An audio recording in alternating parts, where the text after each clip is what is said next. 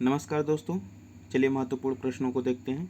दिया हुआ है, आगरा और फतेहपुर सिकरी दोनों लंदन से बड़े हैं, यह वक्तव्य किसने दिया था? राइट आंसर बताइए। तो राल्फ फिच।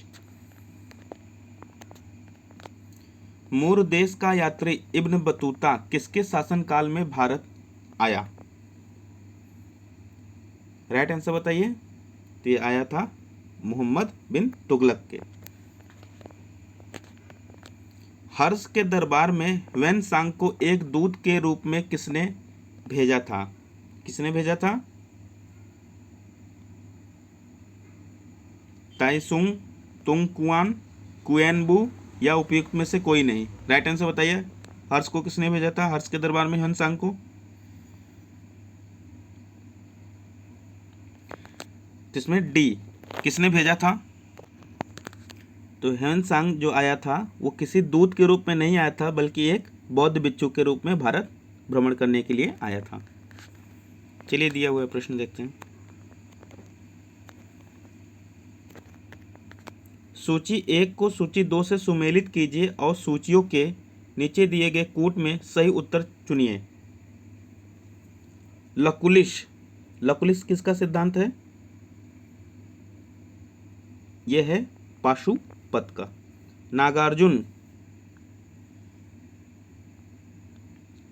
सिद्धांत पाशुपत जो नागार्जुन ने किसका सिद्धांत दिया था? ये इन्होंने दिया था शून्यवाद का। भद्रबाहु ने किसका दिया? जैन का।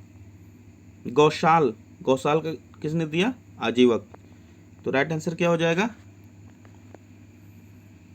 Option number B. ठीक है, ये था ना। चलिए आगे देखते हैं। निम्नलिखित में से कौन शुक्ल यजुर्वेद की संहिता है?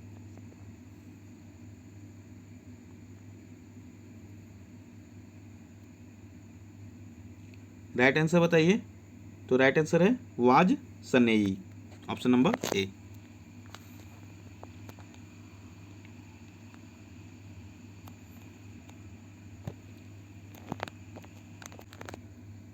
दिया हुआ है प्रश्न, कांग्रेस के त्रिपुरी अधिवेशन के पश्चात सुभाष चंद्र बोस और दक्षिणी पंथी का समस्त झगड़ा किस प्रश्न पर केंद्रित हो गया था? तो इसका राइट आंसर है option number A. Chauri Chaura किस जनपद में स्थित है? यह है गोरखपुर।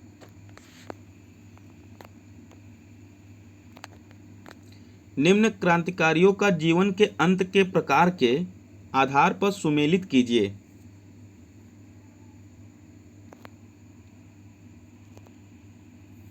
जतिन दास भूख हड़ताल, ठीक है। चंद्रशेखर आजाद मुठभेड़ के दौरान। भगत सिंह को क्या हो गया था? फांसी। कल्पना दत्त आजीवन कारावास। इसके अनुसार क्या कौन सा राइट आंसर हो जाएगा? Option number B. चलिए आगे देखते हैं। सर्वेंट ऑफ इंडिया सोसाइटी का संस्थापक कौन था? राइट आंसर बताइए। ये थे जीके गोखले।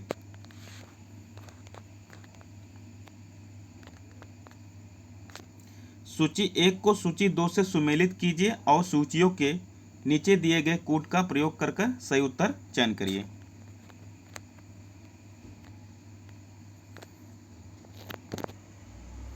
देखिए, महासागरीय परिखा है, संस्थान है, ठीक। अल्यूशियन का संबंध किससे है? तो यह है उत्तर प्रशांत महासागर। करमेडेक का किससे है? दक्षिणी प्रशांत महासागर। शुंडा का किससे है? हिंद महासागर। सैंडविच का संबंध है दक्षिणी अंध महासागर। तो इससे option number B is right. आगे देखते हैं। भूपर्पटी पर द्रव्यमान प्रतिशत के रूप में से कौन सा एक सर्वाधिक मात्रा में पाया जाता है? भूपर्पटी द्रव्यमान प्रतिशत के रूप में कौन सा एक सर्वाधिक मात्रा में पाया जाता है? राइट आंसर बताइए। तो ये है ऑक्सीजन। नेक्स्ट, बाण सागर परियोजना स्थित है कौन सी नदी पर है? यह है सोन नदी, ऑप्शन नंबर बी। गंगा के मैदान की पुरानी कछारी मिट्टी कहलाती है? राइट आंसर बताइए। भाबर, बांगर, खादर, खोल्डोलाइट। राइट आंसर क्या होगा? कछारी मिट्टी क्या कहलाती है पुरानी? बांगर, ऑप्शन नंबर बी। निम्नलिखित केंद्र शासित राज्यों में से कौन सबसे कम नगरीकृत है? यह है अंडमान एवं निकोबार द्वीप समूह।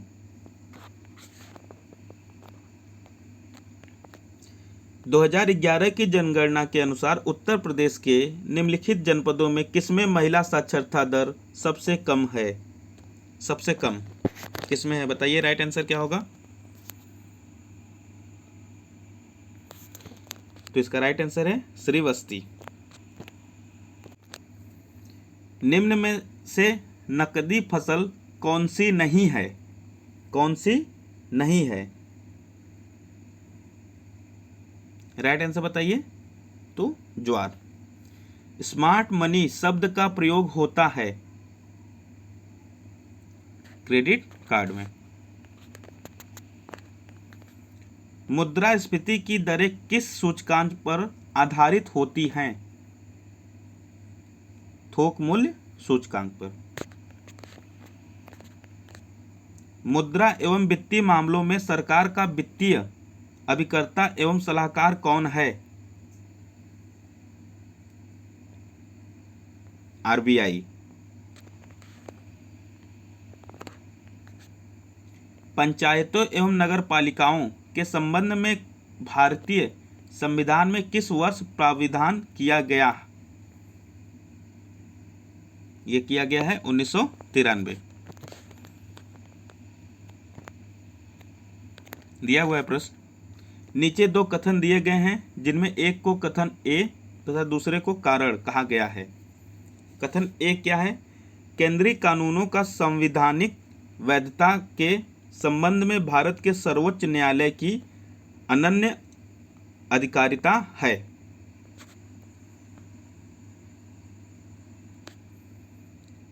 कारण क्या है? सर्वोच्च न्यायालय भारतीय संविधान का संरक्षक है। तो देखिए इसमें यह भी सही है, यह भी। तो इसका राइट आंसर क्या हो जाएगा? ए तथा दो दोनों सही हैं तथा आर कथन ए की सही व्याख्या करता है। आगे देखते हैं।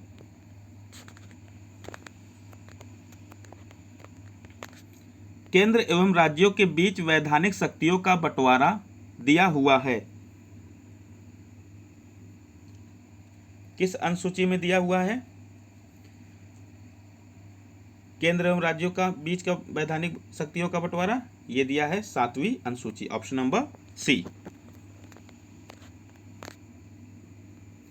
42वें संविधान संशोधन द्वारा किस अनुच्छेद के माध्यम से श्रमिकों की प्रबंधन में भागीदारी सुनिश्चित की गई है? राइट आंसर बताइए।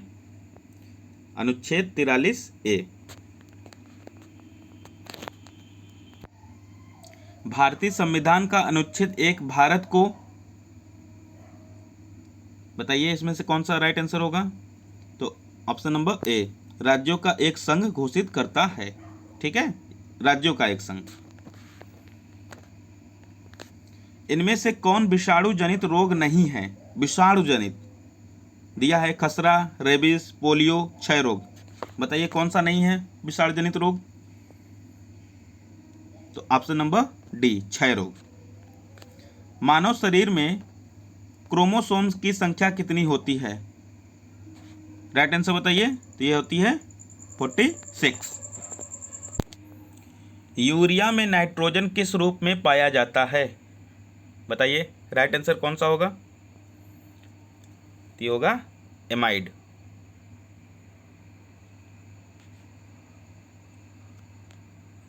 ठीक है, एमाइड। दूध का दही में परिवर्तन किसके द्वारा होता है? ये होता है बैक्टीरिया के द्वारा।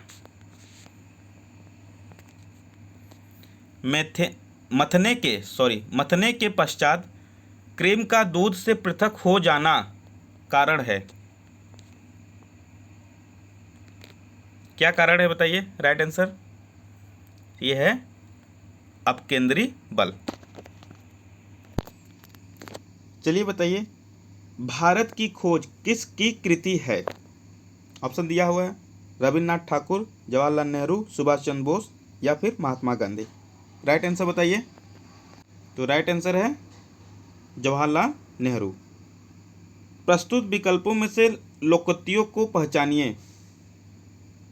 आ बैल मुझे मार, टेढ़ी उंगली से अचार निकालना, घाट घाट का जूस पीना, तिल का लड्डू बनाना। लोकोक्ति को पहचानना है तो कौन सा है? ऑप्शन नंबर ए, आ बैल मुझे मार। विधात्री शब्द का पुल्लिंग बताइए। यह है विधाता। ठीक है, आगे देखते हैं। निम्नलिखित वाक्यों में से कौन सा कथन अशुद्ध है? पढ़िए बताइए। दिया हुआ है, हमारे पास समय कम है, कल लोगों की भीड़ जमेगी, कहाँ जाना है, शायद बारिश हो रही है। तो राइट आंसर क्या है? कल लोगों की भीड़ जमेगी। ठीक है,